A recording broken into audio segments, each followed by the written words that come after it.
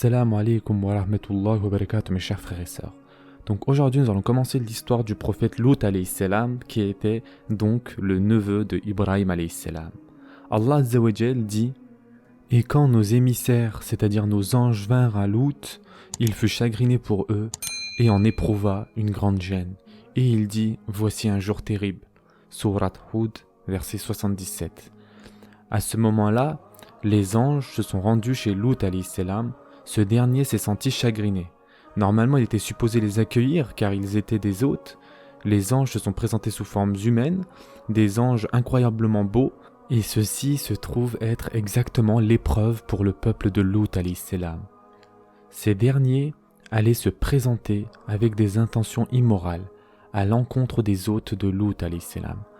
Imaginez donc l'état psychologique et la grande préoccupation du prophète Lut alayhi salam et combien il craignit que son peuple vienne lui demander de lui livrer ses hôtes. L'arrivée des anges sous cette forme signifie qu'Allah Azza wa Jal a voulu que la souffrance du prophète Lut alayhi salam persiste, car Allah nous envoie la victoire durant les situations les plus obscures. Il rend la vie sombre devant tes yeux pour te dire qui te délivre des problèmes. Allah subhanahu wa ta'ala notamment. Et donc d'ici commence la tentation en relation avec ce que le prophète Lut alayhi salam a dit dans les versets, que cette nuit est une nuit obscure. Il ne savait pas que la même nuit sera celle de la délivrance. Elle sera aussi la nuit de la revanche d'Allah Azza wa Jal contre eux, le peuple de Lut. Remarquez les actions d'Allah Azza wa Jal sur terre. Il crée un même événement à même de réjouir les oppresseurs alors qu'ils portent en lui leur perte, ce qui attriste les croyants alors qu'ils apportent leur délivrance. Gloire à celui qui possède cieux et terre, gloire à celui qui dirige l'ordre à partir des cieux et de la terre. Le prophète Lut alayhi salam n'imaginait guère que celle-ci était la dernière nuit où il allait souffrir, mais parce qu'il en est ainsi, il allait souffrir un peu. De plus, chaque prophète est considéré comme un père pour son peuple. Allah Azza wa Jal dit: Quant à son peuple, ils vinrent à lui accourant. Auparavant, il commettait des mauvaises actions. Il dit: Ô mon peuple, voici mes filles, elles sont plus pures pour vous. Craignez Allah donc, et ne me déshonorez pas dans mes hôtes. Il n'y a-t-il pas parmi vous un homme raisonnable? Sourate Hud, verset 78. Le verset montre l'état lamentable du peuple du prophète Lut alayhi salam, dû au vice du désir charnel, à un tel point que tout le pays s'est rendu chez le messager à la recherche des hôtes. Le mot « voici mes filles » contient deux significations merveilleuses. Le premier est qu'Allah Azza wa Jal ne prohibe pas une chose sans qu'il ait fourni une autre en échange. Et la deuxième, est-ce qu'il est logique que les filles du prophète Lut alayhi salam se marient avec des gens de ce peuple? Est-ce qu'il mentait? Bien sûr que non. Le prophète Lut alayhi salam avait seulement 2 filles selon quelques versions. Donc comment serait-il possible qu'elles se marient avec tout le pays? Donc le sens de « voici mes filles » ne veut pas dire les filles de Lut alayhi salam uniquement, mais plutôt leurs filles, c'est-à-dire les femmes du pays. Pourquoi donc a-t-il dit « mes filles » et non « vos filles » ? Car chaque prophète envoyé à un peuple est considéré comme un père pour eux. Il parle de leurs filles comme si elles étaient les siennes. Notez son affection et sa tendresse envers son peuple. C'est pour cela que le verset dit « Le prophète a plus de droits que sur les croyants qu'ils n'en ont sur eux-mêmes, et ses épouses sont leurs mères. » Sourate Al-Ahzab, verset 6. Donc il est pour eux comme un père. Allah Azza wa Jal dit « Craignez Allah donc et ne me déshonorez pas dans mes hôtes. » Sourate Hud, verset 78. Notez l'attention envers l'hôte et sa valeur auprès du propriétaire. Il ne les a pas abandonnés ni déçus. Il a affronté le peuple tout seul. La sédition a augmenté et jusqu'à présent les anges ne sont pas encore intervenus. Le prophète Lut alayhi salam ne sait pas qu'ils sont des anges, car Allah Azza wa Jal veut laisser la confrontation entre le bien et le mal pour que cela soit une preuve tenue contre le prophète Lut alayhi salam au jour du jugement dernier.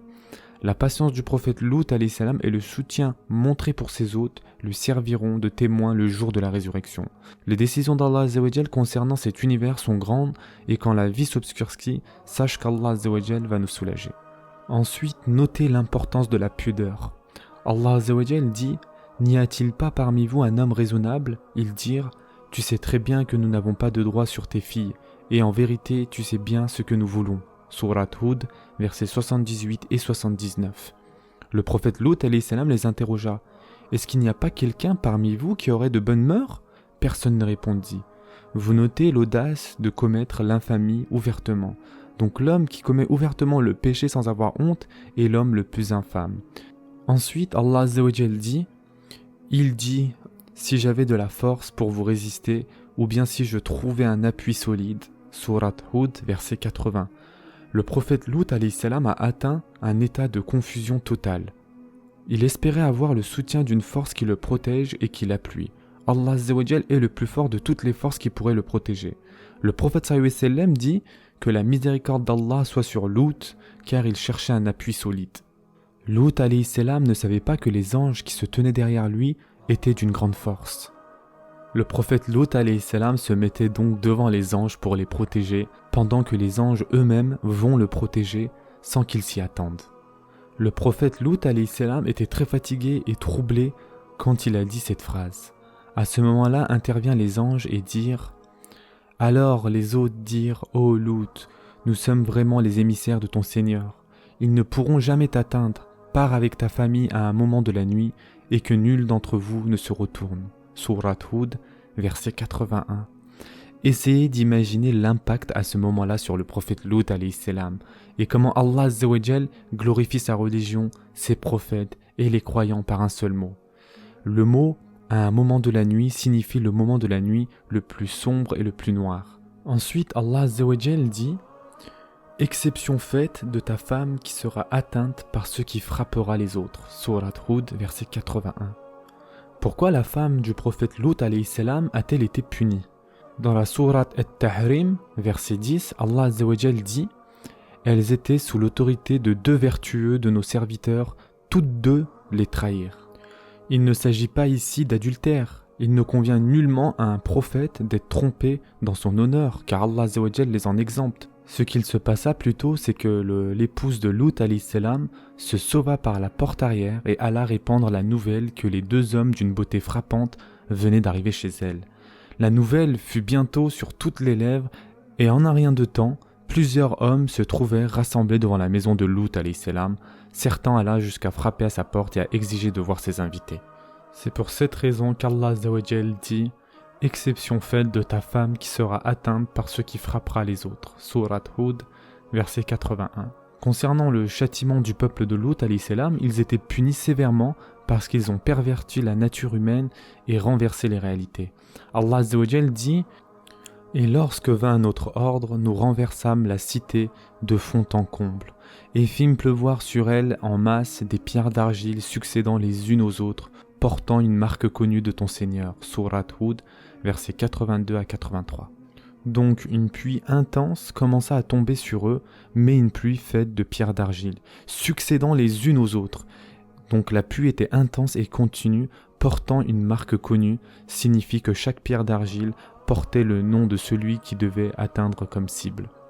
Allah Azza wa Jal dit « Voilà vraiment des preuves pour ceux qui savent observer.